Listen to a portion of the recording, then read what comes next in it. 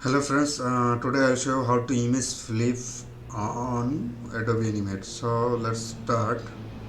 So first of all, I will use image and image will drag on the Adobe Animate canvas.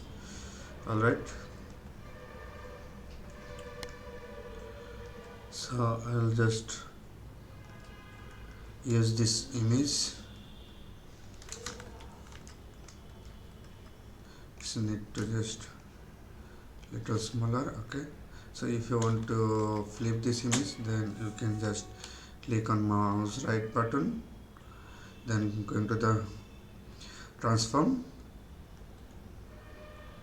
then look at the below after the rotate option, then you can just flip vertical.